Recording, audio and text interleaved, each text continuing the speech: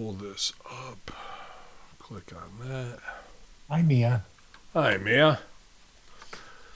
And it looks like it is live as we drop that down and pass it all around. Lyrics get hard, quick, cement to the ground for MC and any 52 stakes. I get Psycho, Killer, Norman Bates.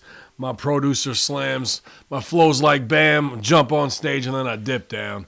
There's no stages to jump on here, infidels. There's only the airwaves where we're going to light the fuse because, nope, is Silvio here? Nah, he's having a little issue of his own. Where's MSG? Oh, he's back on Pornhub once again, out doing the deed that he says he'd never do. So I had to go with somebody who can actually step up. My tag team partner, the Conspiracy Horseman Zone, BWO, Mr. Fitness himself, Big Stevie Cool, here on Light the Fuse. Yalla. Did he break into Rogan's Pornhub account again? There's Silvio set him up or stooged him off one time that he was in Las Vegas for some, what happens in Vegas stays in Vegas. So use your own imagination there. But especially if you shoot up a bunch of people at a concert. That's true. It never gets released.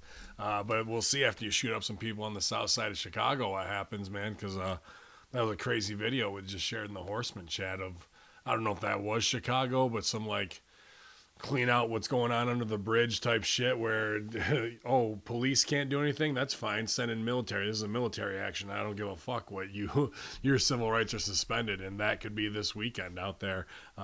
Double or nothing. God, man. That's nuts. I haven't seen the video yet, but I do see it in the chat right now. That's pretty crazy. That looks like a scene out of like Dark Knight Rises or something. Yeah. It was right out of Dark Knight Rises, absolutely. So I don't know if that's what you're going to expect on the south side, probably 62nd Street to 128th down there where it gets crazy and the guns go clap. And we'll see, man. I mean, problem, reaction, solution. We talked about it on the Horseman last night. I know this is Light the Fuse. If you're an AEW fan, you're here at hackerhamin.podbean.com, HaminMediaGroup.podbean.com. Big shout out to the Chris Silvio and Matt Schaffer, my co-hosts and producers, my OVW brother, and my Padawan, doing their thing, man, and that's just how it is. I'm still here in the trenches on the front lines, and I was going to do this show solo, but no dolo from here, man. It's Stevie Richards, dude. Thank you, man, for jumping in after we just recorded 2-hour Friday Locker Room. That's more than I can ask of you. Plus, I just uploaded the videos. All right, just made live and tagged all the videos that you uploaded and rendered for Russo brand, dude. So a big Hamin Media and Richards Media day, dude. Absolutely in collaboration. Thank you. Well, I'd not rather have it any other way. It's what you and I have strived for forever, to have creative control and be able to put in the hours. Hearing the grind or whatever, and it doesn't feel like that. You use the 10,000 hour rule on the Locker Room, but really what it is 10,000 might feel like 1,000 if you really are becoming fulfilled and heading in the direction that you want to head in. Well, that's not Stu Job. You think that means 10,000 microphones that you have to go through until you finally... I have a couple more coming by.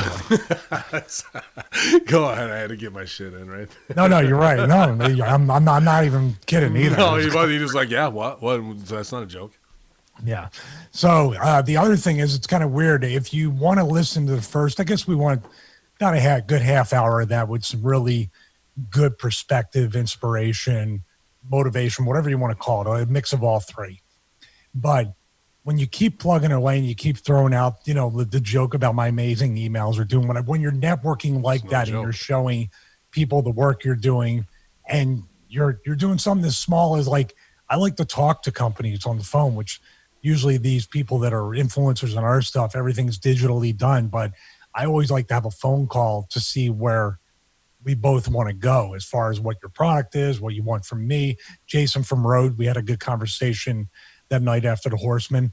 But it's weird how out of nowhere, I've been looking and researching nutrition stuff to see as an affiliate thing, what will be a good fit with Stevie Richards Fitness. And this, let me see the exact name, I always mess it up. Flex Pro Meals, which Paige Hathaway, Tony Ferguson from UFC, bunch of people, are influencers with it. but I think I can take another unique approach because these are already established fitness people. They're just obviously they're getting free food from this company, but they're already kind of established like that. I know where I'm at right now. The one kind of weak point you were talking about the SWOT, the strength, weakness, opportunity, and what's the threats? Tourette's. Threats from people with threats, or threats from people with Tourette's. My weakness has been the diet. Now, it doesn't necessarily mean that I'm going to Chinese buffets or anything like that, although they are amazing. But my macros, my timing, food sensitivities, all these different things. So the call I want to have with Nate from Flex Pro, I keep getting their name wrong. I should have the Flex Pro meals. I was going to say Flex Meal Pro, but maybe I'll start off a spinoff company. Force Flex USA Pro meals. Yeah. Flex, is that Vince's? Yeah, Vince's? that's my God damn it, that's my trademark. Don't let Cody have it. So the email came out of nowhere. So we're going to have a call. He's going to send me some meals. I'm going to review them on a YouTube channel, and hopefully we'll get together and have maybe a 30, 60, 90-day agreement where I will commit to the meals and we'll take progress pictures and we'll see how these meals work for me. And do a side-by-side branded thing. Make it a win-win for Stevie Richards Fitness and that meals. Stevie Richards Fitness this month powered by Force Flex USA meals. Is that what it was? Yeah. It's another company I plan on trademarking, no Flex Pro meals. But I don't know why that's a tongue twister. It really shouldn't be. I think every time I hear Flex, I think of Vince and I stop, and that's it. But this is an addendum to that beginning of the Friday Locker Room where we're talking about these things where people think you just show up and it happens. But after the 10,000 hour rule, weird little things do start to happen out of nowhere. It kind of all comes together where things, passive things come your way without, I never thought about this company, but they say they're an up and coming company. They're looking and they make a name for themselves. And I think we can boost each other up if it's something that's mutually beneficial. I think it's people on the same wavelength. I was talking to obviously Dr. Ted yesterday. We're going to have these weekly meetings going forward, just a quick one and keep pushing things forward. That's how we got the Hamin Media Group.podbean.com and the YouTube for that done last week. Just saying, all right, what can we do to move the line forward just a little bit? But he and I were on the same page. He said it, and I've said this to you before. Well, let's identify the number 2, 3, 4, and 5 people who are up and comers and advertisers in an industry that could benefit our listeners and or our bank accounts or just in trade in some way to expose and open that door. But he said the same thing. He's like, I was thinking about identifying. I go, dude, you're on the same wavelength I am. Like, let's help raise up companies and small business owners like Brosters, like Zordos Olive Oil, like all that kind of stuff, man, that is right in the pocket where I want to be on that stuff. And this company seems to be right there, you know what I mean, fitting that description. So I think you're absolutely on the right path of where we need to be. And they're probably having someone in their board meeting going, we don't want to get with DDP or whatever, somebody really exposed who's up and coming and who fits our brand and who's got a voice and a following out there. Boom. All you got to do is look at Russo, your numbers and ours combined, and it's a no-brainer at this point, right? To say as a targeted influencer, their marketing department probably has you on a wall with, like Dixie's, with like 3 other dudes that they want to, like poster size on Dixie's. Yeah. That they might be reaching out to, and I think they'd be smart marketers to do that. And I think that's kind of the same synergy. I agree. The affiliate thing is the number one thing. That's what we'll tell people on the business end. You make affiliate money like I do at Force USA, Diamondback Fitness. There's a couple other companies, the Google AdSense money, and even the Amazon affiliate link, which gives me an Amazon gift card, which is as good as money. It all adds up, man. We between you, myself, Russo, everything we're doing, we're lifting each other up that way financially as well. Sure. So it's really good. Once you get the momentum going, you just keep pushing it forward, right? You don't really want, if you might have to slow down for a couple things here and there, your health, vacation, somebody else's a business that you have family urgency for, but that's why we're here to fill in what we need to, man, to keep the gears grinding, And I want to say thanks to everyone who's grinding with us right now at twitch.tv/conspiracy horseman. Texas Sooner in there with the bits, Fudge 420 with the bits, JVD back at it, was just here as we recorded the Friday Locker Room Ultra Declassified Kayfabe edition on Thursday here live. That'll release tomorrow. This will be out before that. Wrestling Redneck, our own Colin Weiss song, probably towing the line with Big Ray on the men for the smack attack. I'm sure Big Ray's ready to run his mouth, so we'll see if he does a call-in, but I'd rather have him rest up and get back to 100. Darren, I see you in there. Disco El Swayze, K-Bob as well, Big Evil Pops. Appreciate you just putting over not just me, but subscribing to Goldilocks, and just like we're saying, rising tide raises all ships. You subscribing to her and just saying, hey, I heard about you through this. That's all good biz, Briz. That's what Man Beast was talking about, dude. So thank you for that. And she's absolutely killing it, too, on her Patreon. So if you're a Russo brand subscriber, or if you're not, check her out there or check her out on her Patreon, you guys. We're all working hard together, that's for sure. Nice. Oh, yo. Yeah, I wanted to be a little critical of the show, and then I talked to somebody in the hour we were off the air, and it changed. It snapped me out of kind of not a Mark mindset, but like how I was thinking about it versus like, okay, they're making creative choices to do that, and that's a little more interesting to me, and now I can look at it through a different lens. Like the Fuse AEW Dynamite review, we'll get to. Let's see if there's any AEW. What's on the stooge sheets? God damn it! Where's my goddamn report? Where's that Meltzer report? Yeah, pal. Yeah. Jim Ross tells fans to DVR NXT. He says our shit is better. I guess you can also listen to the Next Level podcast featuring Colin Wysong and Ted the Man Beast, where they kind of look at it from, Colin is a student of wrestling psychology. Ted, a guy who's done every job at OVW there is to do. And we're looking at NXT through that lens instead of just reviewing it as a critical show. But obviously they're looking at it as a head-to-head. This is whatever. But he says JR has no problem mentioning WWE. He says this is going to sound real ass-kissing, but why is there even a choice on Wednesday nights? DVR NXT. Watch it later. Our shit's better, and I'm proud to be able to say that, and it's not in defiance. It's the reality, Ross said. Taz then also gave his thoughts, brother, on the battle between WWE and AEW, admitting he can't remember the last time he watched the Black and Gold brand. He also said that AEW references and WWE because they're not insulting the intelligence of the fans. He says, I don't remember the last time I watched the show. I'm not bullshitting. I really don't remember. I don't give a rat's ass about it. I respect the men and women there bumping and working. I'm not trying to be a homer, and I don't give a shit if someone thinks that. I'm so locked into this, I really don't give a rat's ass about it. What we're doing is that we're not insulting your intelligence, and we're acknowledging WWE. They're the ones insulting your intelligence. Boom, I like that kind of fucking statement, yo. And if you listen to our locker room tomorrow, that's backed up by Gallows and Anderson. That's backed up by AJ Styles and Eric Young. There's 3 big stories on that, plus a major stock sell-off from WWE 8 days before the next quarterly call with stockholders from the very high upper inner brass. So rats on a sinking ship, Stevie, but here's the the grandfathers, the big uncles, the OGs of wrestling that are at AEW doing what they do, because who's going to step to those guys and say otherwise? And they're not telling a lie here, but I did have issue with the Taz segment, which we'll get to later. So go ahead, man. Well, I'll just give my overall impressions. I don't make it a point to really watch wrestling outside of what we are pretty much paid to do.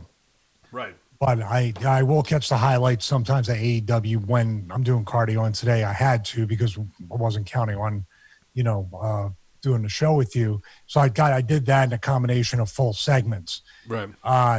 My first overall impression is the fact they're doing it in the stadium or Daly's Place or whatever it is has a better feel than the Performance Center. Number 2, they open with pyro, which automatically gives them a big promotion feel, much better than WWE. Number 3, It's an open air facility. They're pumping in noise, which sounds more natural. It's not done up obnoxiously, and I might be wrong. They're pumping in slight crowd noise, and they have people that are really energetic, not being held hostage for 2 days straight. Right. But they're also they're shooting wide. Yeah, no plexi. They're shooting wide and not showing the empty seats as much as they as possibly little as possible, I guess is what it'd be. Well, yeah, but still, it's got atmosphere compared to the Performance Center. Yes. Which is dead noise, thud, no reverberation on any bumps. It doesn't sound like an active, like even when they're having matches and killing each other, it sounds dead. And then you have the fully produced. I mean, it seems like they're just telling the AEW wrestlers or whoever's there, like, go out there, make some noise, have some fun. You're going to rib a little bit, or you're going to boo or cheer, do whatever you want. The NXT talents and the family and friends are all overproduced by Kevin Dunn or these agents. I feel like they're getting yelled at all the time, and they don't know. Outside of the kid saying an eye for eye match, I don't think that was produced. Mm-hmm. It just has more of a big fight feel. I just think the building itself, the building and the pyro and people seemingly having fun on the outside makes it a much better show to watch. Now, the matches and all the art stuff and everything, we can break those down, but that's my overall impression as somebody who's really new to pay attention to review the show and compare it to what we've seen. Yeah, that means to that level of attention, WWE is just mailing everything in. The crowd is held hostage. It's NXT kids who will now never be stars. Like, it was their dream to get there, and they have to stand there for 6 hours on concrete. Like, AEW is the thing with AEW versus NXT is AEW looks and works like indie workers. They like 60% of the roster. Even WWE, even though they're green factory workers, they look like a smaller version of HBK or a knockoff of Randy Orton or whatever, right? Like they just crank them out and put whatever tattoos on them they want and change their name around. So, but when I watch AEW, I see all people who aren't ready for TV and how they work towards the camera or don't work towards the camera, I should say. How they don't know in-ring positioning for certain things, how they set up to get into these major spots that are just to look like, synchronized swimming, diving routines to me, like that kill the reality. And then we have awesome shit like when Luchasaurus and Hager were fucking wailing on each other. I'm going, yeah, that's the best thing of the show. And Cody and Eddie Kingston, like the when the fight reality's there and he whipped the piss out of him with the weight belt, that shit sucks, man. You think that's like a half work and you try and pull it, but hard chop, bend over, sell away, back strap, fuck, dude. And in the moment, like in the moment it stings and it's hot, but when you wake up tomorrow in the shower and the water hits it, ooh, daddy. That's a different story altogether. And I even saw Luchasaurus check like the back of his ear after Hager was teeing off on him when he sold away. There was like a real check of like, am I fucking gigged right here? So he might have got color on a big fucking headbutt when they come together too. So that's how I like it. Now, if you show me the other stuff on the same show as that, the other stuff just stooges off wrestling as phony. Not that everyone watching doesn't know that it's phony as fuck, but it just looks like, as Russo would say, a parody of a wrestling show at this point. Yeah, you could have just simply said in the bell rings. And then the bell rings. No, I just think that can be fixed. Maybe not at this point, and it might be tougher. But looking at it first impression and looking at presentation of a professional TV product, AEW looks more professional than WWE. And NXT is a little closer because they have freedom. Like you said, they're just mailing it on Raw and SmackDown. The show that's losing the money, it looks like they invest the most amount of money in to do that. But yeah, this is the number one problem since after All In what's the identity of this promotion? What's the identity of this company? You said it before. You just said you have Luchasaurus and Jake Hager, and that's what I had said to you first. I said Jake Hager looked more like a top guy than Jericho, in my opinion, in this, because it was impossible to take him off his feet. And it wasn't like big burly monster. It was like when the spot was supposed to be there and Jungle Boy gave him that big forearm, and he really looked like he got knocked ass over tea kettle out of the ring. Yeah. And the Luchasaurus, him, wrestled like, it reminded me of Nitro or WCW pay-per-view. It reminded me of the big fight feel. It has a WCW feel to it no matter what. It always did, right? AEW, same TV if people. If it's Canyon is Mortis, right? That's who is Mortis. Was Canyon? Yes. If it's Canyon is Mortis versus Scott Steiner, you know the fucking finish already, dude. And that's what the same thing with this match was. That's why it felt WCW to me. You got a point. And that's what I mean. Like, nobody's contained within their own angles to elevate the talent. For example, we'll go to the first segment. This is Cody and Eddie Kingston. Now, what you told me, the whole thing with Eddie Kingston, having to sell his boots to pay his mortgage. That was the story they told in the beginning of it right there, yeah. White meat babyface. And he comes out and cuts the mega promo of like, Cody's spoiled. I grew up in the gutters, man. Like, he can take what, in my opinion, what is reality of Wu-Tang in that gritty New York style. Taz has got it. You can hear it in Vince's voice, even though it's more Long Island. But Kingston is doing stuff that is so high level. And he was doing that in Impact, too, when they were doing LAX, right. man. And when they were shooting that shit that looked like Training Day. And I think he got it there. And then people saw it on NWA when he cut the promo. And it was like, woof, we've been sitting at dog shit level for so long. We forgot what fucking, filet mignon fucking tastes like. And there it is right there. And that's where everybody should be. That should be the fucking standard, right, where he is. And then we go up from there. So he's going to shine that way. Unfortunately, COVID, maybe he did lose a lot. I mean, I think he got a ton of bookings off of that NWA spot. And then everything went to shit, and now he's got no bookings. And I don't know if he's got a steady day job or anything like that. But if he doesn't, the selling of the boot story to a Mark fan would be real. And I don't know how much Khan paid for him, but I'm sure he... Yeah. Well, I'm not concentrating on that. I'm just saying, like, that to me is like a very sympathetic story with a baby face. Number one, I would not debut him that same night. I would tell his story and what he's been through. I would say everything you just said. Give the guy vignettes for like 4 weeks because he's getting a payday then. I would bring him in and use him. I'm signing the contracts up to them, but you know what I mean? Mm-hmm. We're bringing you in. We're going to have vignettes. We're going to do this.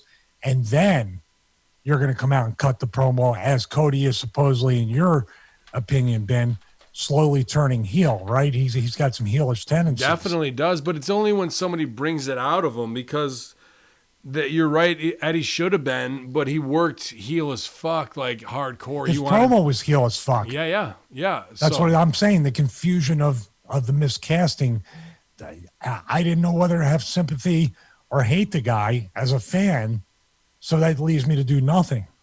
Do you think it's a hell of a match? Do you think Cody's tattoo, if you put your thumb on it, it'll tell you whether he's Decepticon or Autobot to show you if he's working baby or heel? It does. It actually turns into the thing that's at Universal Studios and cuts the promo. Oh, it's awesome. Yeah, it's a hologram. Mm-hmm. But I felt for Eddie Kingston, and that promo was great. And I'm like, well, no matter if they told the boot story or not, but this is no way to fucking debut a guy who can talk like this and tell me a story and build a character. Mm-hmm. You give him the brother payoff or the mercy booking or the whatever it's called these days, like the charity booking. Yeah, the good. He doesn't deserve that treatment. He deserves to bring him in under these vignettes, tell his story, and be holy shit. Let's get 4 weeks out of this. Then if he does fight Cody, it could go either way. If I was writing a show or booking it, I'd be like, Let's give him 4 or 5 vignettes. Let's show this to Cody because I think this guy could come in, be the one to beat Cody, start talking shit, continue the open challenge. Cody as a babyface is better chasing. This could make a guy, and we're helping a dude out, but he's earning it. Absolutely. You see, they wasted this whole episode of TV, which I watched, just the highlights. I'm looking at it, and I'm saying, this is about a year's worth of TV condensed into 2 hours with everything I'm seeing. Am I off with that? No, I mean, 6 months conservatively, but yeah, maybe you could write a whole year of TV because you're mixing, even with the Omega and the Hangman Page and the Revival are just fighting, Pepper and the other guy, which fucking don't get me started on that. But they were just doing an angle with them, and they had the Pentagon and Pepper thing, and then the Butcher and the Blade guys. Now all of a sudden you just forget about that. We're going to start here. I just started to invest in this. The fuck are you doing?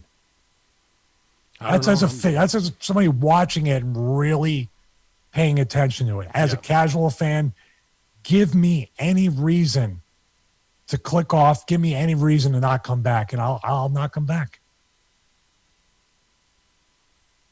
I wish no, I'm with you. I'm just thinking like what I would want to do to intro Eddie that way, and that's the whole thing. If his promo is the money, because much like me, his body isn't the money. The character is the money, and the fucking getting through on the microphone to you. The hardcore is to back it up to say you don't want to see me work. I gotta look like a guy who really has to earn it. So they did, but like.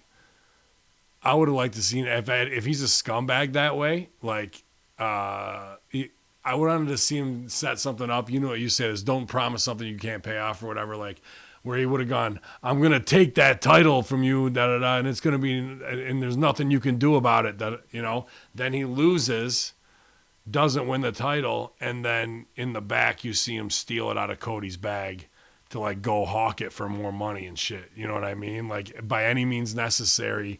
He's going to fucking win it. Like that, I'm like, wrestling's wrestling. What's the story? Morning Glory, And if he could have set that up in the first line, he loses. So it's like, he didn't pay it off. But really, towards the end of the show, Cody's like, who's seen the fucking belt? Where's the belt? And that could also be the new way to get your new TNT title that should have been done however long ago in there, that Eddie Kingston actually stole the other one and hawked it for whatever, $2,000 or whatever, man. Yeah. Something small. I would say that's great if you want to get heat on Eddie, you want to chase it, but at the same time, just what are they doing just going week to week? Is Tony Khan claims it's easy to write TV. Does it in 15 minutes, right? Hasn't that been told? Yeah. This whole show seems like somebody week in, week out from what I've watched, and you told me with guys I like Pepper and other guys, in Butcher and the Blade. I know people, that's what they're called now, but is seriously, and I don't know if I'm off base with this, but it seems like somebody that either has ADHD or takes a ton of Adderall is writing this show. There's so many points where it's like, yeah, you guys got it, and then they undo it. It's like, a kid could on one shoe be able to tie a perfect double knot, whatever, and then the other one he can't even like get it laced. Like how is one segment so great and gets it, and the other ones are just like, okay, why? And then the elite thing, that's what sticks in my mind is we are elite wrestlers. Well, in your first 3 segments, you had people who aren't even on your roster on your TV show. Is that elite? The elite wrestlers? People I've never heard of or seen before. Oh, they were on Dark. So we didn't have any preview video package of how they did on Dark to set up, or a storyline from Dark that earned them a title shot or even a shot on TV. We didn't get any of that build up. No, you just need to watch Dark if you were a fan. Oh, okay. So it's my fault that they're not doing any setup because I don't go and watch their mediocre indie TV product, non-TV product, excuse me. Well, they're getting TV in Thursdays in 4 months. Yeah, sure they are. it looks like there's no degree of difficulty to get on TV. There's no path like in the NFL. You have, you have to be practice squad. You have to try out. You have to second. There's no hierarchy. It's just like, how did this guy get on TV? If this is just a guy on TV, so we're expecting you to say or think he's all elite. And then they work a match that's like Shimmer and Shine, where it shows they have never worked for TV before and they don't know what they're doing. And now we're calling it elite. And it's 50-50 booking. Hell. Overbooking. Over 50. It's 150 booking. Other news story, bigger feud outside of wrestling, and Jericho's probably way more into this than he is in wrestling. Sebastian Bach versus Chris Jericho in the most insane feud of the week from metalinjection.net, the website. I've been meaning to write about this all week, and the story has gotten wilder and wilder. Last Wednesday, while former Skid Row frontman Sebastian Bach was telling Trump supporters that they should stand against and rock and roll and every musician out of work, he also started on the online war with Fozzy frontman and AEW Chris Jericho. Jericho was trending on Twitter last Wednesday because of his weekly show Dynamite, airing on TNT. I guess that led somebody to point out that Bach and Chris Jericho's current look reminds this person of Sebastian Bach. Apparently, Bach had been hearing that so much that he had had enough. He says, every single day for the last 2 or 3 years, somebody is telling me this. Here is where the fun begins. Another random tweeter decides to insult Bach, saying Jericho has you beat, and this leads to Bach insulting Jericho. He says, you party too much, Jericho has you beat. He says, he definitely does, considering that he mimes to tape. Oof. And then somebody says, while he tours with his band, right? I've seen him live a couple times. He's not lip syncing. And Sebastian Bach says, cool, let's see a clip of that, because every single clip I've seen, he's Milli Vanilli. A fan offered footage and said himself he heard Jericho, which was not enough for Bach. Said, here you go, fuckface. Tiny bar in Arnpoir in front of a couple hundred fans. He was walking through the crowd singing this song. I could literally hear his vocals over the sound system. I was so close. And then Sebastian Bach says he's miming to a tape in this clip again, fuckface. So Jericho responds. He says, I sing my ass off every night, dude. Do you really want to go there? And then he says, hi, I'm Chris Milli Vanilli Jericho. I have 5 top 30 singles in the last 5 years with my band Fozzy Rock. I'm a huge fan of Sebastian Bach, who has 3 top 30 singles 30 years ago. I always admire him as a singer and as a friend, and I still do. So, dude, it just keeps kind of going back and forth with crazy shit. You guys can see it. Sebastian Bach. I hate fucking hairband 80s shit, Skid Row stuff. But I'm a big mark for Sebastian Bach because he's on Trailer Park Boys and is a fucking pretty damn funny character on it, dude. And this pops me even more. And I think Sebastian Bach, here's where AEW is brilliant. Even though they don't shoot it the right way, they get Mike Tyson yawning or whatever. They've gotten Mike Tyson. They've gotten Tony Hawk.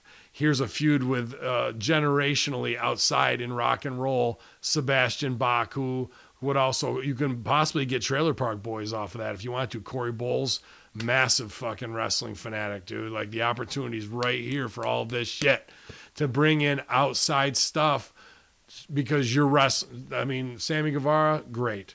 Luchasaurus, awesome. There's money written on them. Absolutely. They are not going to do shit for you. That this outside stuff, bring in these outside lights and outside demographics in versus those guys or getting some type of promo. I wanted to see, like, why couldn't we have a Mike Tyson versus Luchasaurus run in the back? That's fucking hilarious scene work to me. Like, everything's got to be so cool or so badass or so marked out to pose down for. Like, they have the opportunity to do some great stuff here by bringing these outside people in, and they should keep on that model because WWE has no idea how to do that properly. Yeah, but then again, they're in the red. So if they start paying Sebastian Bach, Trailer Park Boys, they paid Tony Hawk, they paid Tyson. That whole crew probably got some money. The other guy, the UFC guy that was with him. Dude, I just saw a GIF you put up of fucking, how's Darby? Dude, that's how Tommy Young's career ended, hitting his neck on the rope. That's elite, bro. That's elite as fuck right there. That's elite fucking ACF, anterior cervical fusion. This kid is going to be, Dude, by the Moxley. time this kid's 30, Did you see Moxley pick him up after that? After they worked heat on him, no. he wasn't right. He wasn't right. From Mox helped him up, and he was on the cell, but I don't think he was right. Go ahead. Sorry. No, that poor kid, man. He's done already shortened his career by years, if not get decades. So, ooh, what's this? This is even big. Speaking of Tyson, and they must be listening to me. Mike Tyson will fight Roy Jones Jr. in an 8-round exhibition match. That's huge. Who's fighting? Say that again. Roy Jones Jr., who he was pound for pound the best fighter as well. Yeah. I mean, he's in great shape now. I was a big Roy Jones Jr. fan, dude. I've seen almost all of his fights. So he and Tyson are supposed to have an 8-round fight. Fuck. I don't think Roy Jones Jr. can beat Mike Tyson. No, I mean, I don't know when they're going to have it or how long they're going to have to train for it. See, this is kind of shit. Roy Jones slick as a motherfucker. That was his whole shit. Pop, pop, pop, pop, pop, boom, boom, move. Yeah, but once he gets hit, that's what I'm saying. It. Tyson gets you in the corner on that pivot move and whack, fucking starts putting you down. And then you start crippling that one side, and that's when the fucking uppercut comes. And I don't see Roy Jones making it out of the second round, to be honest with you, on that one, dude. Hey, that's okay. Well, I think they're going to play with each other for the first few rounds if it's an exhibition.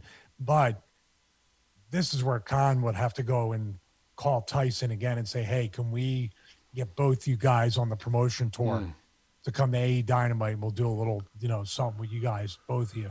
Yeah, and have camps. Like, you camp it out, you know what I mean? Make it about their fight, but the wrestlers are fucking so into it, hyping it, that there's, like, you saw those guys betting on other things. Why not do it there? Like, you could definitely help promote the shit out of that, dude. Absolutely. How would you feel, just off the top of my head, if Tyson really committed to do something, or at least 2 appearances, so he can do something to get it off of him? Tyson being the fucking AEW champion, knocking somebody out and fucking winning it as he's promoting this fight with Roy Jones, like The Rock did when he was in Hollywood and won the WWE title. You got to have it on a Jericho or a Hager.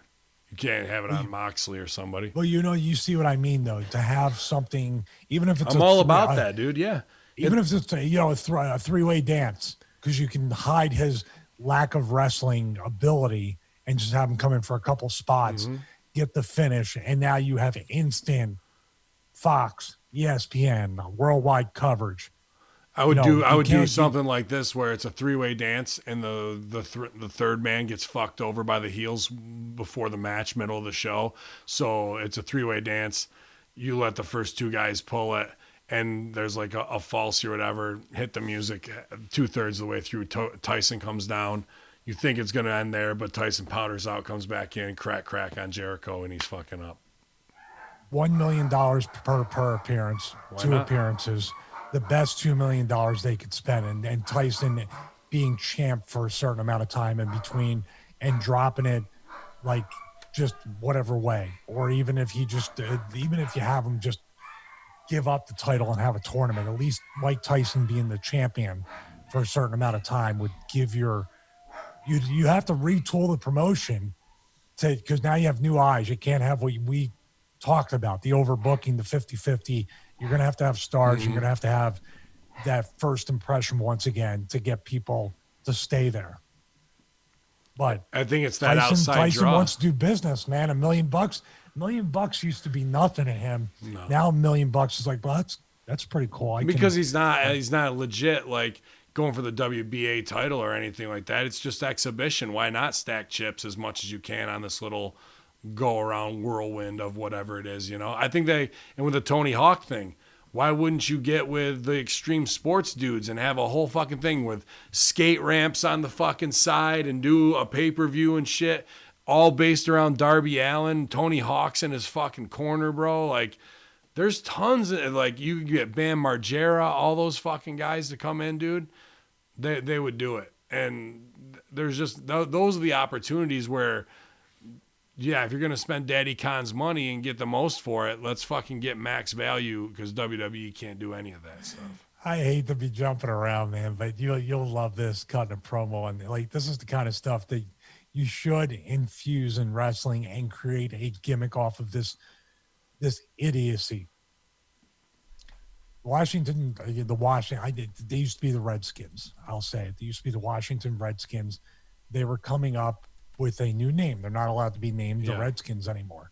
You're not even allowed to say the name. You get in a lot of trouble. Redskins. So we're in a lot of trouble. Guess what they finalized? The billionaires that own this, and FedEx is involved, and Nike, all these different focus groups. Guess what the name they came up with? I heard Warriors. Is that it? What? Washington Football Team. It's on NFL.com. Justin French sent it to me. Wow. It's on ESPN. It's not April Fool's Day. You're not being trolled. This is the name. The Washington Football Team. It's a permanent team name.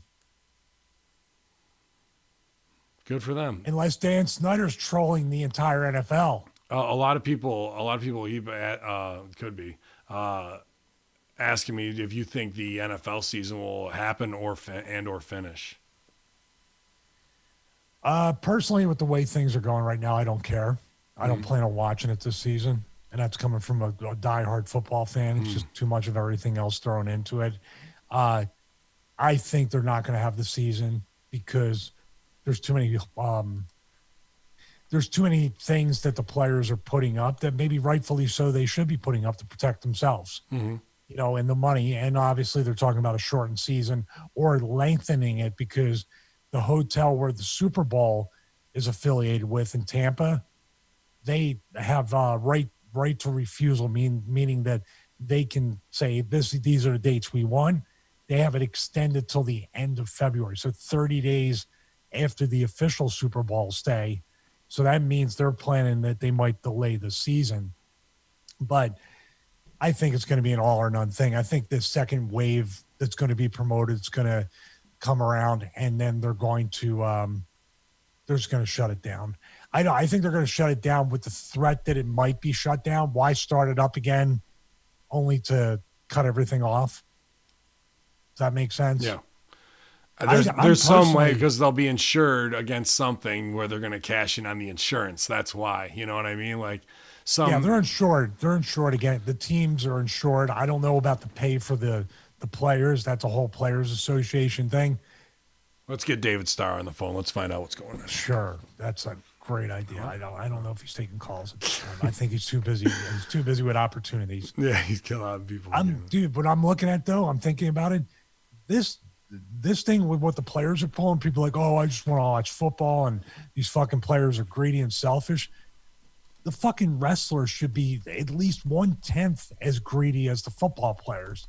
They have a chance to do their part because there won't be any wrestling, and there's live TV contracts connected to WWE, even AEW to a certain point. I'm sure their Khan's taking care of them better, but where's this union at and all these other protections that these wrestlers are?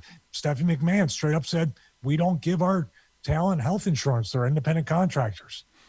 But if they get hurt, if they're hooked on something because they needed to get pills instead of getting, the proper medical treatment, we'll take care of their rehab because that's a liability that just looks bad on us. So we did the numbers. It's cheaper to get them in rehab than it is to do the preventative medicine and the actual work beforehand and actually take care of them. Yeah.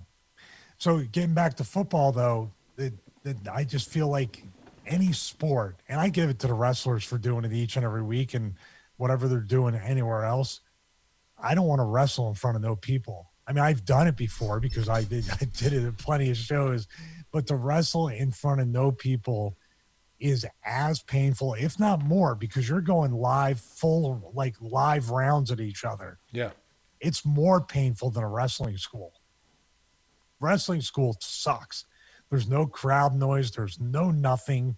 Everything hurts. It takes forever for your body to kind of get warmed up to because you have no adrenaline. Imagine a football player is playing with no adrenaline. Cold that's a day. Long ass answer. No, I'm with you, dude. With nobody there for and sure. The unspoken thing coming off the Washington football team. That's why I'm not watching football this year either. And I just don't care to do it. I don't care to do it because it's going to be about everything but playing football. Washington cherry trees. That wouldn't have been bad. The cherry trees are here. You just like chopping wood and carrying That's water. what I do. That's why you're. He chopped down cherry tree. I would Couldn't tell a lie. have loved to have gone with the Sentinels from one of my favorite movies, The Replacements. Yeah, If you haven't seen it, please watch it. it's good. Both versions. Good. Huh? Both the remake was funny too. I thought you said all virgins. Like, how you know? The 72 virgins. I thought we were like, well, we're talking Washington about AEW, virgins. so yes, all virgins. And we are talking AEW. This is Light the Fuse, so let's do it. I've lit it. Stevie, go take cover. Like that lady who lit her own car on fire, blew her damn face. 2, 1, oh no. TNA Championship kicks it off. The man, Cody, in his Autobot form versus Eddie Kingston. I've worked a lot of shows with Eddie, and always, just one of the boys in the locker room, man, has a good time. And I was happy to see him break out, like we said, in NWA and shine. And that's really what helped him get to this opportunity. Match starts off. Eddie goes right after Cody. It's no DQ for the title, TNA title.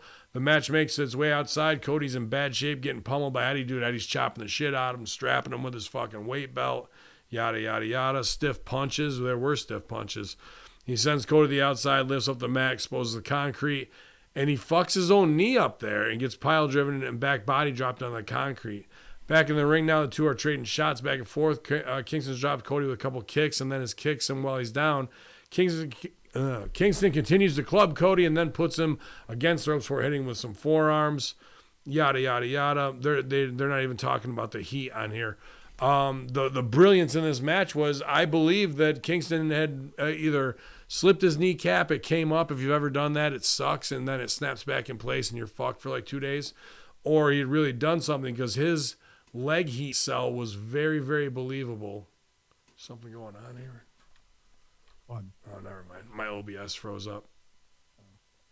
The leg heat was very, very believable on the cell, where it didn't seem like it was part of the match because Cody stayed away from it for about 90 seconds, and then Cody chop blocked him. I go, okay, it's a work. But, dude, Kingston's selling, I really like that kind of sell where it's non-traditional wrestling. It looks like a real sports injury. It affects the match and the heat of what's going on. It just looks more real sports injury related instead of, I'm selling my one body part on the ground back and forth rolling in agony, dude. He was trying to get his offense in while doing what he could to fucking, stay on his feet. Eventually, Cody takes him out and gets close, and then Kingston gives him a low blow. Nice one. Gets a thumbtacks out from under the ring. That's when I was like, yeah, this is a work. Gets reversed, and Eddie takes the thumbtacks. Figure 4 right on the tacks, and Eddie has no choice but to submit. Winner, Cody Rhodes. Probably the highlight of the show, this opener, as far as I'm concerned. Eddie Kingston's promo and that surprise after going through Slammiversary and having to wait to the end of the show for 5 surprises that all undercut each other. Right out of the gate, we get the guy that we're like, tune in to watch. Boom, right there it is. Good delivery on that. I like this segment. I agree. I still stick to my earlier point about really wasting valuable weeks that could have built him up to make this mean even more. Yeah. This was a match that was almost like a payoff match. Mm-hmm. That's what I mean. If they don't bring him back next week after what he did this week, barring any real injury, even if he was injured, let him cut promos, let him talk, let him get over. If this is a one-off, then we understand what you did, but you're losing much more than whatever little money you paid him just for the favor. You're losing a potential star that you'll probably lose him to some other company if they decide to get him. And then if that happens for Eddie, good for him. If he goes somewhere else like ROH, Impact again, or even NXT, good. He got his exposure, and he's going to get a deal out of it, right? No matter where it is, right? And Cody works hard. Look what Cody does, though. Cody doesn't have to do all this stuff. Cody doesn't have to take tax.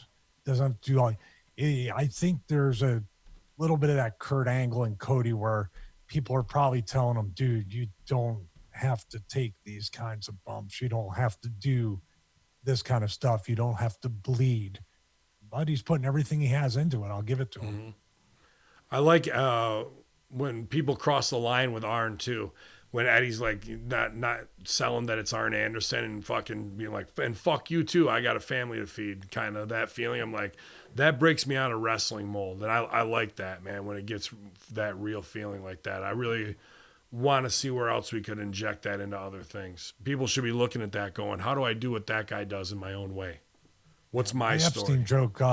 My Epstein joke in this naming thing for Zoom is not getting over too much for people. I did a FedEx. They don't like FedEx for some reason. Well, the dogs of war went off and they were wondering who was getting the compound. I said a FedEx driver might have been out front. Oh, okay. No, I definitely think it works. I laughed. Backstage promo, John Moxley says that Taz is the manager of the year for protecting his boy. He says that Brian Cage was close to spending 6 months on the shelf, but next time Moxley isn't going to let up. Sorry, I got to wait for the next page to load. And then we get MJF versus Griff Garrison, Double G. MJF comes out and rips on Griff, asks Griff what it's like to share the ring with an undefeated guy like MJF. Griff asks, didn't MJF lose at Fyter Fest? MJF smashes the mic in the face of Griff and goes right after him. Well, he did more than that. He called him Jungle Boy first because he looks a lot like him, but even bigger than Jungle Boy. The kid's a good-looking Spicoli-type babyface, absolutely. It seems like everybody on the roster is 5'10" with abs, 168 pounds, doesn't it? Like, It seems like everybody's a lot leaner than me, which makes me hate them. Well, they're also 21 years old and all working. They were working at Abercrombie and Fitch 2 years ago. 2 years from now. 2 years from now, too. MJF beats the life out of Garrison and then grabs the mic and tells Garrison to tell everyone that he's undefeated. Garrison screams in pain as MJF stands on his hands and tells him that he's undefeated. MJF celebrates, and Griff uses the distraction to roll up MJF. Oh, how dare he. MJF barely kicks out. Overbooked right at this point. Yeah, overbooked right at this point. Right Go here. ahead. Should have been it, right? MJF barely kicks out and then continues to pummel Griff. MJF hits Garrison with a heat seeker pile driver to pick up the victory. Overbooked, you're right. That's the thing. The heat is there. He's doing the spot. The roll up is the finish, right? Is that what you're going for right there, Steve? No. I would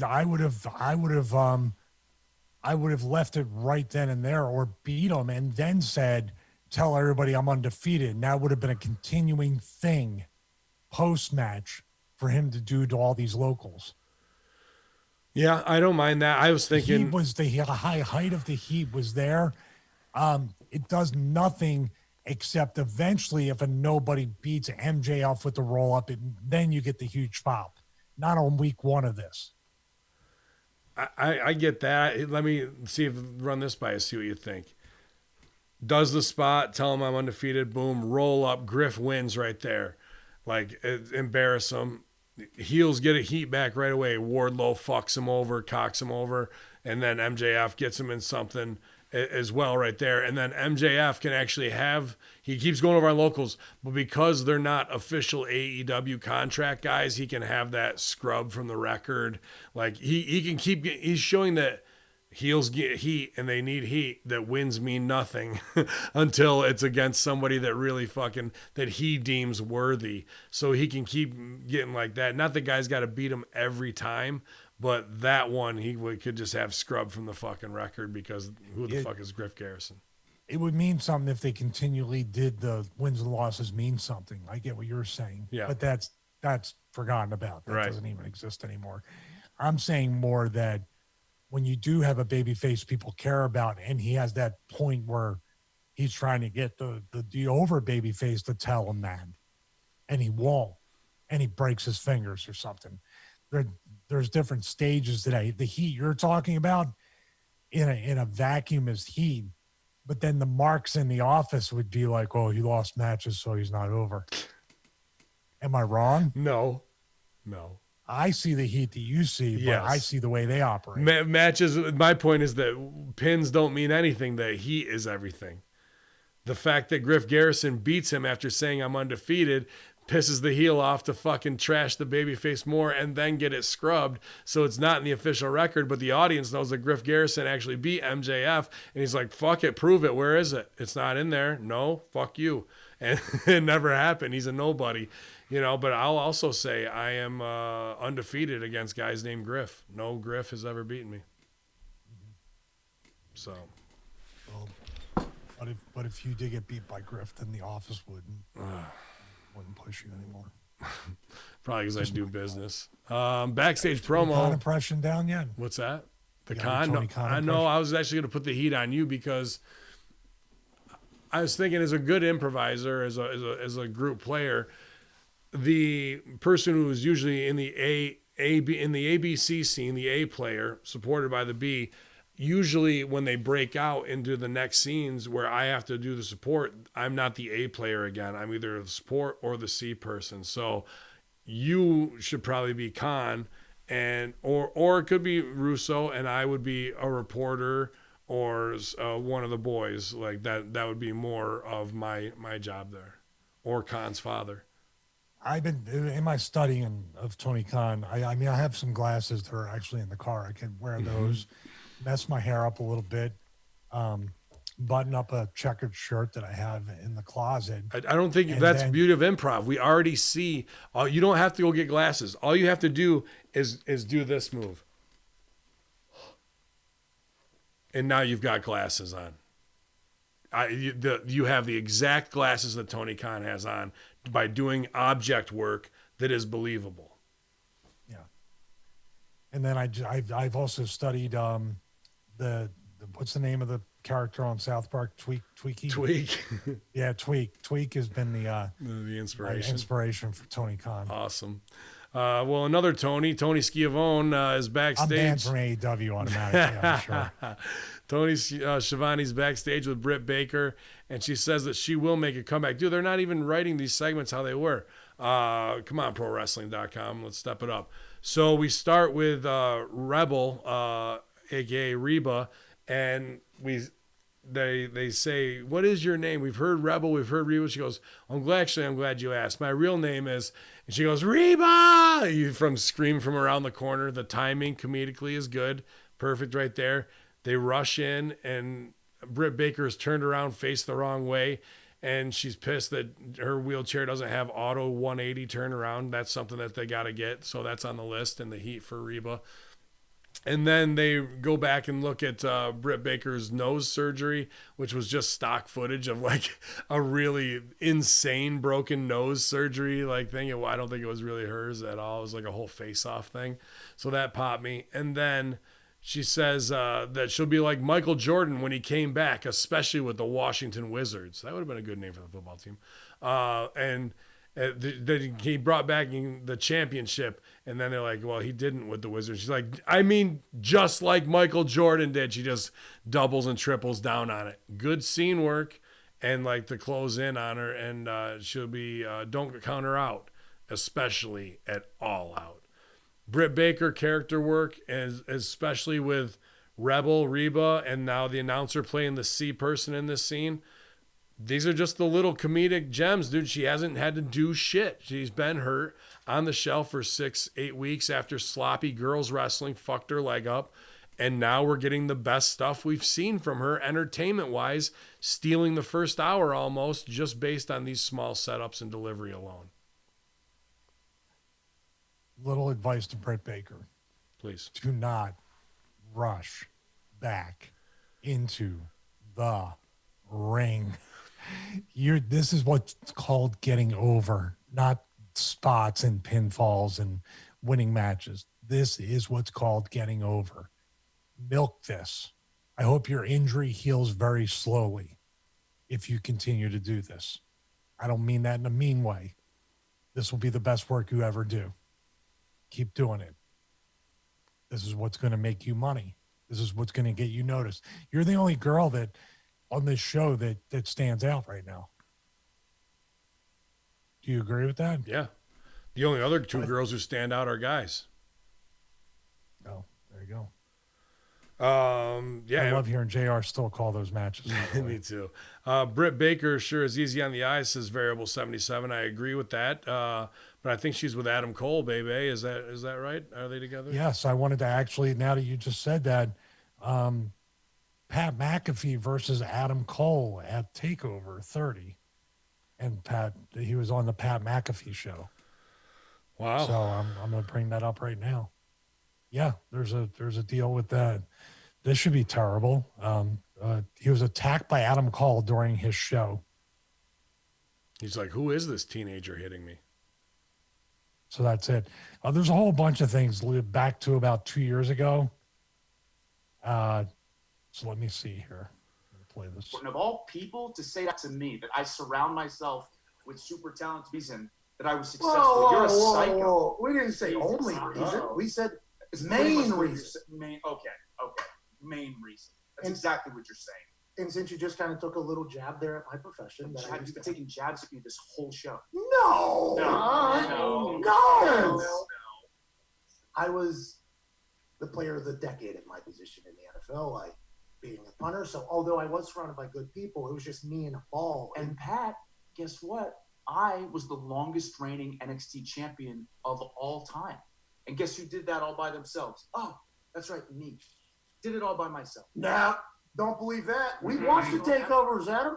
The Undisputed Era is the main reason why you've succeeded. But by the way, smart. That's good business. Hey, that's business, baby. That's very smart business. Oh, and especially for you, because, you're kind of small. Oh, we're going to go with the size thing now. Fuck you, Pat.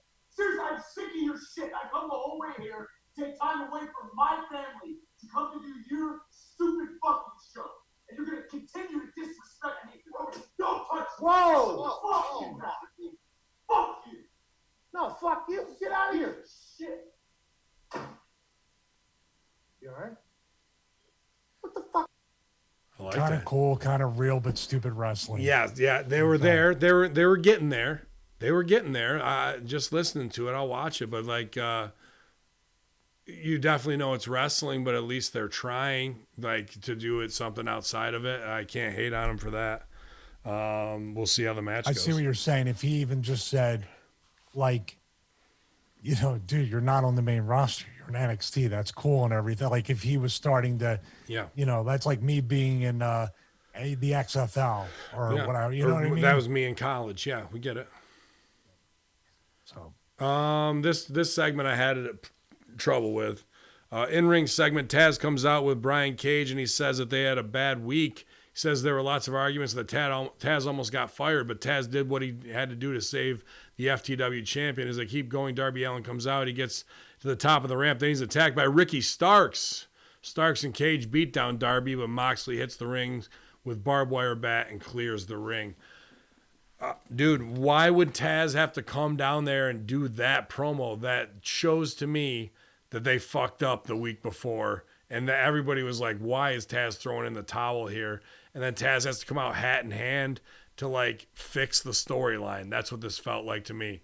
Then we get Ricky Starks drilling fucking Darby from behind, and dude, it's dangerous. It's indie as fuck. It's amateur. And, I just keep saying to myself, why do these things happen? it's like get your shit in, right? Yeah. Instead of protecting a guy. His face goes right into the motherfucking. Like, I'm going away the wrong way here. I can see it. Yeah. You know who should have been in the spot if you wanted to have a shock? I would have put, because I know he was on Dark and Taz put him over. So they're doing angles off of Dark where I don't know if it's translating onto the show for It's not. TNT. Nobody know. I never knew Ricky. I've heard the name Ricky One Starks. match. The one, dude. Russell. That's it. Like, how are we supposed to know? There's no setup for anything. Nobody's tying anything together. We're doing damage control from Taz throwing in the towel last week instead of just doing some heel DQ shit. Like, I don't, like, this stuff confounds me, man. I would have put Eddie Kingston in that spot. Would you? I would have put Eli Drake. I would just put him in that spot because you got two New York guys. You got the perfect guy to back up Taz and him Cage would be good. Yeah. And because he could be the ridiculousness of this, he could be Cage's bodyguard. Why not? Fuck up people that like are his hitman or something like that. That's the guy. That's the obstacle to get the Cage. You know, to protect him, to do the jobs that need to be done, stuff like that. Dude, I just thought Eli Drake because that was his tag partner in FCW. If you really wanted to bring it back around and be like somebody I can trust from way back in the day and put them back together again. Well, we're not at that point yet. Cage doesn't even have a personality yet. It's all Taz. No. Well, Eli Drake does. That's why there might be another thing to insulate. But then he'll overshadow Brian Cage then. I mean, that's Brian Cage shouldn't even have touched Moxley for 6 months. He should have just been beating people. This should have been the guy who Cage is who the Garrison guy and all the locals should have worked for 6 months. Yeah. That's what should happen. The Braun Strowman fucking run, sure. Yeah. Yeah, but Darby will probably go over strong on him, 50-50 booking.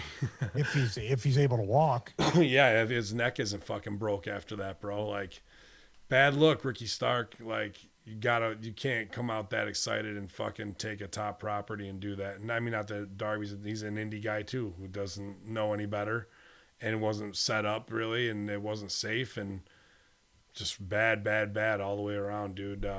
Very dangerous.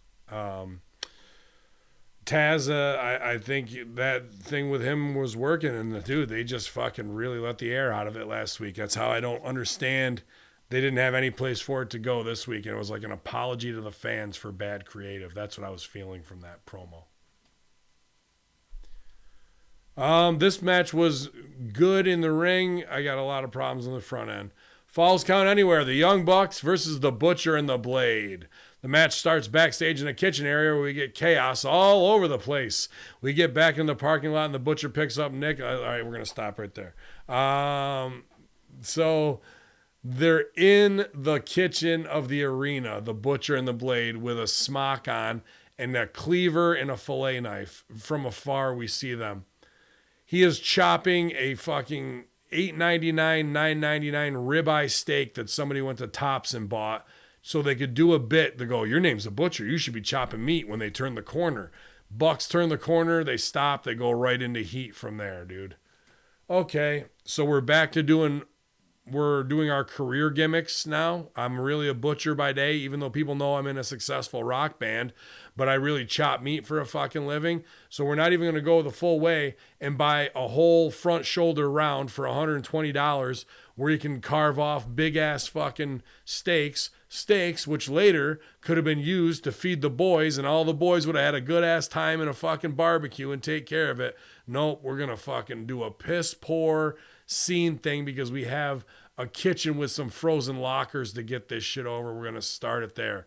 This is the little fantasy mark booking that hurts everything, dude, in my opinion. Like, if you want him to be the Butcher and you want him to do the Bon Appetit from the old 69er, you got to have the fucking meat to back it up, Stevie, not these little stupid fucking prop things. Otherwise, just call him the Butcher and the Blade and start hot in the locker room. I don't need the fucking kitchen food innuendo to do it. They battle out of that into the arena. They get heat on Pepper. This was kind of funny. They fucking kick his ass onto the escalator. He's half knocked out, and the escalator slowly takes him upstairs. Now, those kind of spots I pop for. That's entertaining to me, not the other way around, dude. Match makes his way back to the ring. You want to say anything before I go into the rest of this match on that opening shit? I just hate that. I'm still trying to figure out why they changed their outfits from what they had to what they're wearing now. The white, yeah. And there's no blood on it. If there was blood all over, like that would even be a dope shirt. Like if you had just white shirts and took the red paint and did like a blood splatter, like he just shot a fucking cow or a pig in the back of the head from point blank range and he's got blood splatter or something from chopping its head off. That's cool. And then let him write Butcher on there in his fucking own fingerprint writing or something. Like, and the look of Pepper with the blonde hair, he looks like an older balding guy. I mean, he's an incredibly, jack guy. He looks good. He's a guy that's marketable, but you're making him look about 20 years younger. If it's his choice, I mean, that's good. I give it to him, but it's not the best one for what he's trying to do. Just little things. Agree. I don't think they're trying to, like, I don't know if I know these two guys know their gimmick and know how to market themselves. I just don't know what are these changes, and also taking Allie away from him. Of course, you have your theory about that. It's just kind of crazy. Very strange. And there is a women's thing coming up, so it may play into that. We'll talk about that. The match finally makes its way down to the ring. The Bucks are finally in the driver's seat. Oh, they're outside fighting by the truck. They throw Nick Jackson into a picture of Nick Jackson on the back of the truck into his own crotch. That was funny. But then Matt jumps into the truck and jumps out and flips on the Butcher and Blade. Match makes his way to the ring. Bucks are finally in the driver's seat. Some crazy fucking flips and kicks, what they do best. They grab a tabletop, prop it up on the barricade. They grab the Butcher and look to deliver a suplex through it. The Butcher double suplexes them on the floor. That was a good spot. Then the Blade jumps to flip onto both of them, but the Bucks move and Blade crashes and burns. Dude, did he? Fucking, he didn't. He missed the table fully, landed right on the side of it on a concrete. Dude, you don't see Pepper doing fucking front flips. I never did in 2CW, that kind of shit. Maybe a ROH push dive. Now he's doing front flip helos, missing them, and fucking landing on the concrete. I was like, God damn, B, please don't kill yourself. Butcher even doing that power bomb spot where he takes the neckbreaker bump on the stage. Yeah. It's like, what are you doing, man? Yeah, dude. They want that win. The Blade comes back and both Butcher and Blade pick up Matt, do a power combo, neck breaker on the stage. Both Butcher and Blade go and get the tables. They're interrupted by Nick Jackson. Nick super kicks Butcher, but gets caught. Matt Jackson comes up, super kicks the Butcher right onto the table. Blade's also on the table. They're both set up on the top. Bucks climb up, double swanton and elbow drop on Butcher and Blade to pick up the win. Very clean, but, just a visual stunt show type stuff at the end, which is what you expect from the Bucks. That's what where their money is. I thought it was clean and entertaining once they got into the arena. That stuff in the kitchen with the steak kill. It's, with me, it's all detailed. Like, to me, him with a goddamn meat cleaver hitting a $9.99 steak that would feed one guy. Fucking, and that's what we're doing as opposed to like get these gimmicks over now. That's the equivalent of the Maria Kanellis gynecologist fucking set that had a wall made out of a sheet with a picture hanging on it.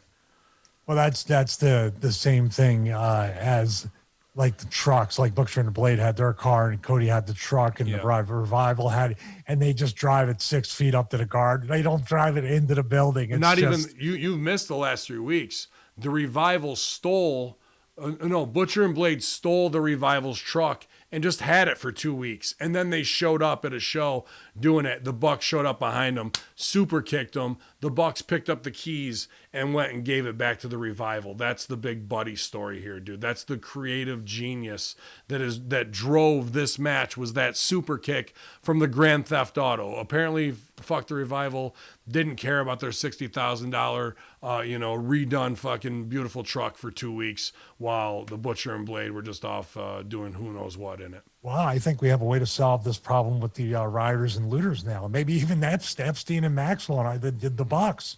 Just have to sneak up behind Blade Maxwell and super kicker, and then just hand all the evidence over to Trump. That's it. I mean, we got it. That's it. You're Nick Jackson. You're our only hope at this point, boys. Who is?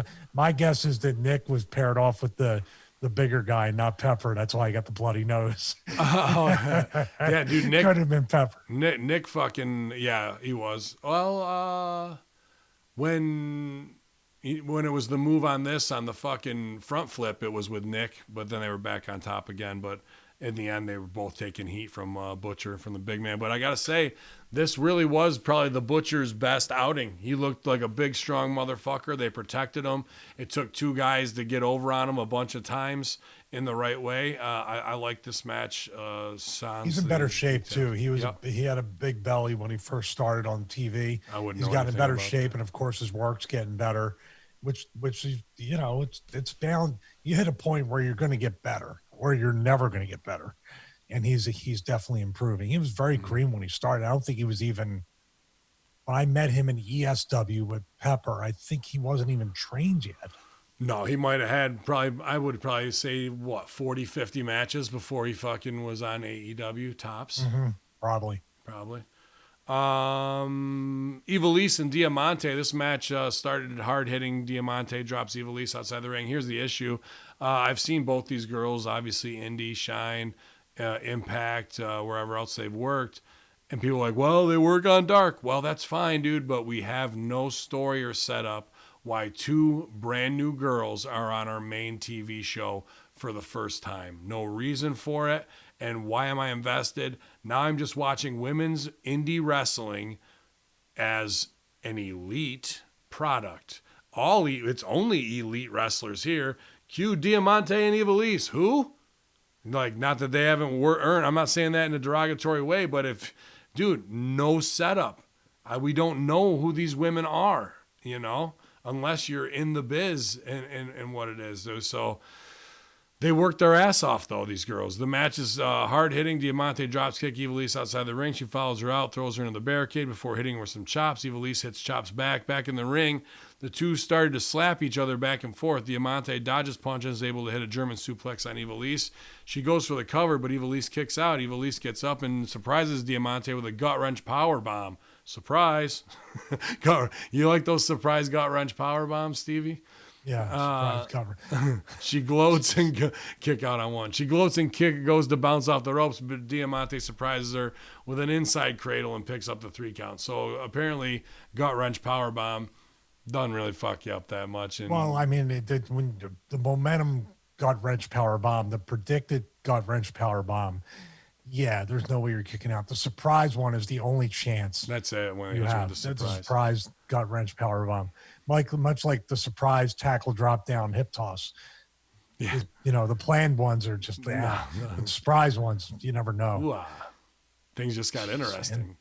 So let's have a bunch of women's matches to promote the women's tournament. So that way all the matches that we get now are already stale by the time we go to the women's tournament. Right. And I bet you I know who's writing that. Twitch.tv/conspiracy horseman. Twitch.tv/Tony. Twitch and Tony. One more page to go, Stevie. Here we go. Adam Hangman Page versus Allen 5 Angels. Page starts off with a series of hard chops against Angels and then follows with a huge boot. Sends Angels to the outside, follows up, throws Angels in the barricade. Angels can hardly stand, and Hangman hangs Angels up on the barricade. Page throws Angels back in the ring, comes out here comes the rest of the Dark Order. Page pays no mind, which is strange to me, and he picks up 5 and hits him with a fall-away slam. Page goes for the cover, but 5 kicks out, throws him off the ropes, and essentially nails a pop-up power bomb. Essentially nails a pop-up power bomb to get the victory. So the essential pop-up power bomb also effective here. Winner Hangman Page. After the match, Brody comes out and he tells Cole, he has Cole Cabana with him. So there's 7 guys out there. Lee says he's impressed by Page. He says the Dark Order can protect him. Wouldn't leave him alone at any bar like his current tag team partner does. But Page says he appreciates it, but he's not ready to join a cult right yet. Brody says that he's made his own bed now. He hopes he enjoys his sleep. The rest of the Dark Order comes in the ring. They attack Page while Colt Cabana and Brody Lee leave. They clear but then FTR comes out with a goddamn cooler and full of beer, and they kick the shit out of the Dark Order and steal all the heat at the end of the match.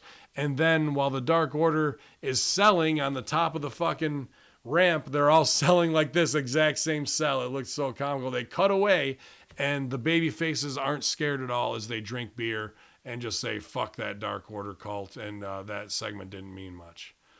A very strange ending. The fact that the match didn't get interrupted and like they had the clean finish.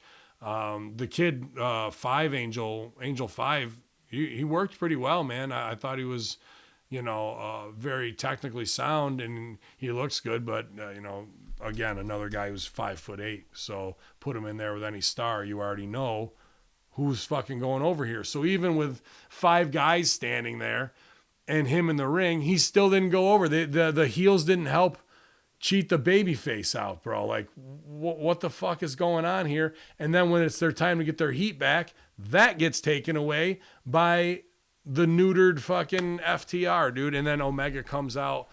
Why am I the last one out, guys? I should have been here first. Like this, Omega was the last one out of the locker room. That's why Page really doesn't trust him now. He should trust FTR because they drink together and they're tough guys together. They're men's men, where Omega's going to go and do his own thing. Like that's like, yeah, we see the fucking terrible story. Coward. We're one step away from coward. Dude. You realize that with this storyline. Brutal, bro. Let's start at the beginning. Has the Dark Order even been established yet? Has Brody Lee, Brian Cage, even the big ones like Luchasaurus and other guys, Lance Archer. Hager, these monsters, they need 6 months to get established. They're already going 50-50 or losing, and then because they got the towel thrown in, or they're doing some fucking kabuki of shit. Brody Lee isn't even established, and the Dark Order wasn't even. You think it's established because it's a cool little thing with a website and people were holding up signs. That's not getting over and getting established. Am I wrong? Not at all. It's not. It's not. That's why established at all. they're expecting us rather than. This is the key to being a creative person. And the key to being a business, right? You don't look and say, we're so over. This is what we talk about on Russo's show all the time. They think they're so over and there's no improvement. They aren't looking at their angles critically as the worst critic will look at them. They aren't looking at it like a viewer will say, give me any reason to not tune in.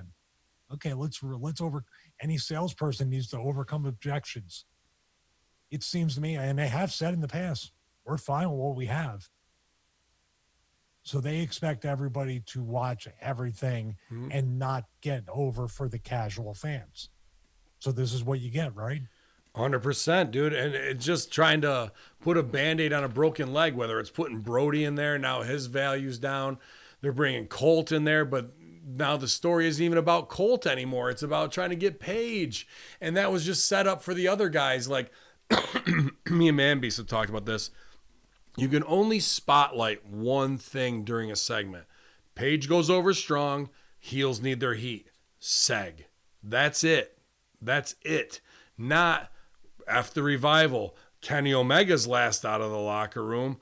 We're going to do it this way next week, boys. And even in the chat, they forgot that that FTR dumped beer all over Omega's head 2 weeks ago. And now he's just coming out like, what, my tag partner? Like, dude, that there's some things I will not sell for in bad creative of trying to stack these stupid little stories of buddyhood on top of each other like that's supposed to be the thing. Well, he never came out. He came out third after that, and that's why he really hates him. And What happened to Kenny Omega? What happened? What happened to Kenny Omega? He wanted to agent the women's division, do business, and show that he could be a team player and didn't need to be a star. And because of that, they've lowered everything, lowered all of the top guys. The executive vice presidents who should have been the crown jewels are now being built from the mid-card back up, maybe. Or they're mid-carded permanently. But Kenny, in a way, had the most amount of potential to be kind of a unique performer that was somewhat different, had a charisma that was kind of quirky. This was the stuff he was doing in Japan, the way he would talk. Too bad Ivelisse in her match did the Kenny Omega point. Like, she's in the corner while the other chick sells over phonily, yeah, but completely that could be fake. a nod to her agent for the match. Exactly it was. Of course it was. It's ridiculous. Okay, man. I'm just saying, like, he could have been much more, like, I never thought that he would actually be probably better suited to be in maybe Impact or WWE or like NXT right now than AEW. It's crazy. I don't know, man. When he looked in my face, I totally believed it. He's like, we got something to show the world that they haven't seen before. And they were on it. They were on that trail with Bullet Club and the Elite. And then everybody just got way too comfortable and or distrusting of each other to politic for their own business. I think what he was trying to do is the reason why he was late to the ring was he was trying to call you to give you an update, but you were too busy. Oh. You were too busy setting up the Roadcaster Pro, and he just kept trying to phone you. And then, like, he realized, holy shit, Adam Page is out there, and I need to save him. He should have surprise phoned me out of nowhere because I expected his call, but if he would have surprise phoned me, I would have fucking picked up. That's true. FTR is completely neutered and doesn't matter at all. There was a pretty cool little vignette, not cool, but funny-ish vignette where Jake Roberts is backstage and like they got to get some heat back on Murder Hawk. So he's in the locker room, but this is the phony part. Like if Murder Hawk's in the locker room fucking somebody up and he's 6'6" and you're 5'5" and he's beating the shit out of him, and then there's another 5'8" guy, are you gonna fucking run at Murder Hawk? Like, I'm gonna fucking beat your ass. Like, these guys are running at him to fucking fight Lance Archer while he just fucked up all everybody else in his path behind it. The beatings were funny. He took one little bastard and he fucking lifted him right up to the ceiling, and his head went in, picked him up by the back of his pants, hucked him around, put him in the garbage can. A lot of stiff work on these indie guys who sold their asses off to make Archer look like a beast. But then Archer comes over with Jake and he's blown up, which they could have cut and let him cut a decent promo. And he's doing this, everyone will get in my way, like type of voice. And it was just, okay, all right, take two. We're not doing that. Come here, buddy. Let me coach you for a minute. You're a big bastard. You wouldn't be all blown up from that. You'd be hungry for more, and you'd be like, anybody who wants a piece of this, talk to the snake, whatever the fuck. But don't give me this shit, dude. Like that just ruined the whole scene for me at the end.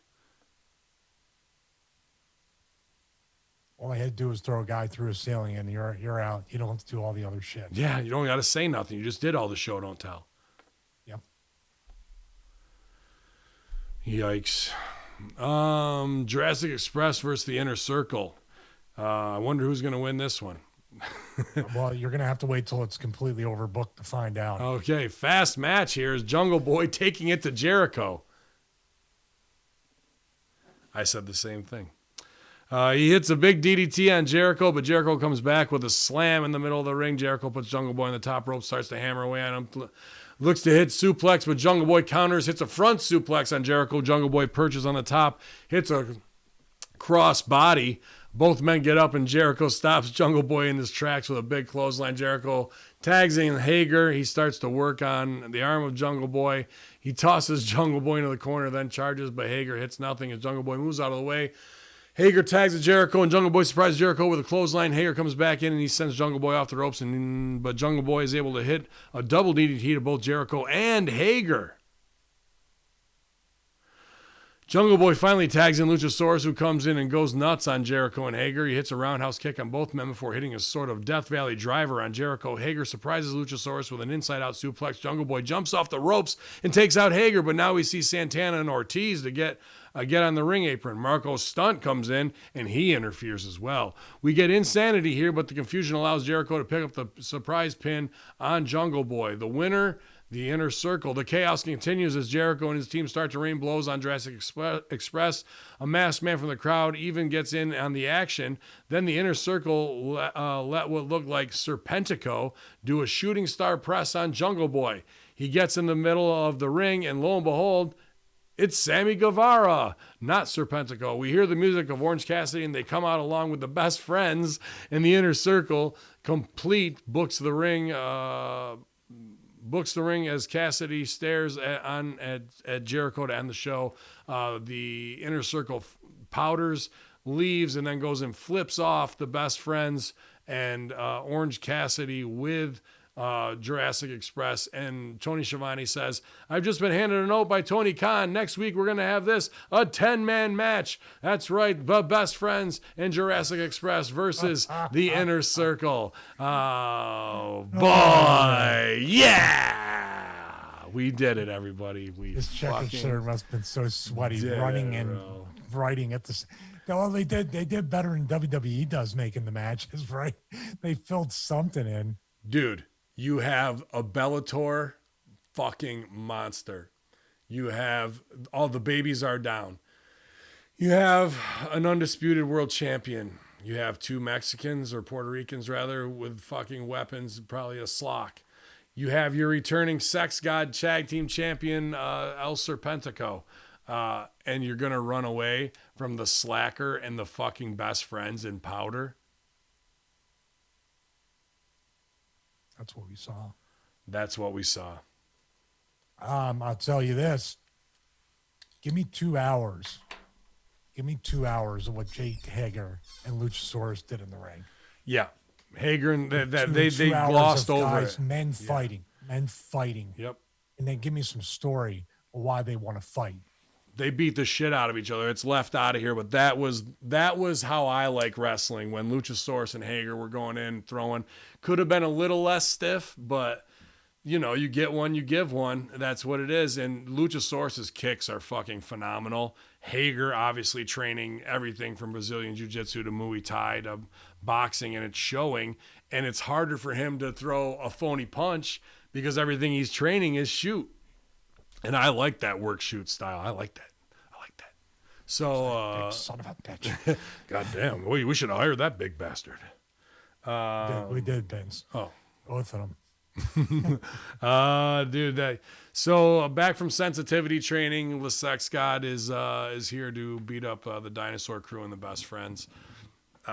Tune in next week for big 10-man action that results. Tune in next week for all fresh new matches that don't continue from this week. Yeah. Right? FTR is going to come out and save Butcher and the Blade from Sammy Guevara in the Inner Circle. And then also Best Friends are also going to be transitioning. And then also on top of that. And here's two new women you've never heard of before. Yeah. Let's go. Yeah. Cody will defend the title against Cody.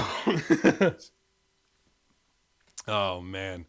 But that is the AEW Dynamite show, you guys. I don't know if it was JJ Walker Dynamite level at this time. There was some things I enjoyed. I wish, like Stevie said, we could have got more pre-taped stuff out of an Eddie Kingston because his money is where his mouth is. And to let him wrestle hardcore is already paying something off. Where do you go from that with him in the ring if you're going to have him back again?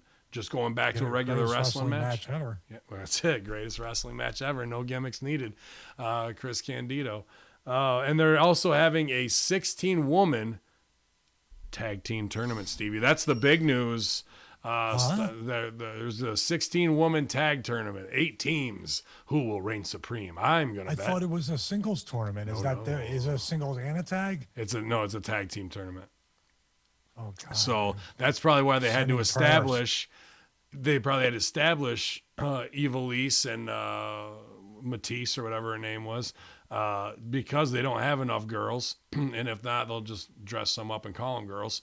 But I predict that it'll be the Nightmare Sisters going over. This whole thing is set up for Brandy and Cody to fucking. Huh? The Nightmare Sisters, you don't know about that? Brandy and Cody are a tag, or Brandy and Allie are a tag. Bunny. Oh, okay. I was gonna say, what happened? Is Cody though? Did I get the transition wrong? I transition wrong. Yeah. So, the Abaddon. We don't know. People are asking, "Where's Abaddon been?" She made that big impact. They didn't bring her back after the 3 weeks after that, dude. So. Oh, that's the girl from Mount Rocky Pro. Rocky Mountain. Right? She rocked it too, and they just don't follow up on anything, man. They don't. And Silvio there was 2 or 3 creative minds out there that could help if they only knew. If your mother only knew. But yeah, man, obviously not as positive sometimes as we want to be without big Chris Silvio around to keep me in check, and MSG to feed me the storyline so I don't got to read all this goddamn copy and relive it after I just watched it, man. But I don't know where they're going next or with what or with who. I think if it was my vision and we were pissing away money, it's about going to the outside of those stars, the Mike Tyson, the Tony Hawk. Let's tap into the Mountain Dew X Games crowd. Let's try and partner with somebody that wants to deliver a product so we can lighten Daddy's burden on this type of stuff and get some outside demographics looking at wrestling again. That's about the only way I see a success going forward, because if he's already talking that they're in the red, and if Eazy-E is on the payroll for TNT, this shit didn't impress me much. Really? No, I'm just hypothetically saying that. If Khan and him had the big 83 week sit down after, we're not going to be the old school, and Khan's pretty much comparing himself as the young Eric Bischoff, which there is some likenesses there in how the story goes. But that's to me all Bischoff posturing to become a consultant for TNT. And if that's happening, I'm not seeing any miraculous changes in the show. In fact, I'm seeing big holes in a lot of segments. Out of the 5 or 6 segments, 3 of them you could cut from the show and put something all new in there, from the Dark Order stuff that was way overdone to the Taz segment that was a Band-Aid on what they did last week, which was a mistake, to this girl segment with these girls we don't know at all. You know, there's a lot of stuff that is all filler and no killer, and your audience knows it. And the diehards that aren't there buying tickets for your shows in Chicago or Vegas, dude, you're just sinking money. He said they're in the red, so how much farther can they go? But every mistake is going to cost you more and more. I don't care if TNT signed you for 4 years or not. Garbage in, garbage out. You know what I mean? Whew, a lot of wrestling today. A lot, bro. A lot. I knew you'd be burned out. It's a lot. No, it's okay. I'm fine. I feel bad about it. That's what we're supposed. We go down together. We all go down together. We just don't have tens of millions of dollars to laugh about as we take the money marks money. Yeah. So that's the only difference. Yet. But working on it. Mia's back there saying, "Give me some cat food." Well, we gotta get him fed. The dogs of war are about to go off because the mailman's about to show up anyway. It's his time. So I appreciate you. The countdown's been going on. It says we approached I don't know, cinema panopticum at this point, because all I can see is wrestling 7-8 days a week at this point. So it's all a blur, Stevie. So we better get down, take cover, put the blast shields down, put the masks on, because they're going to light the fuse and blow the roof off this mother one more time here at hackerhamin.podbean.com. Yalla. Get well, Sil. Talk to you soon, MSG. Big Ray, go to sleep.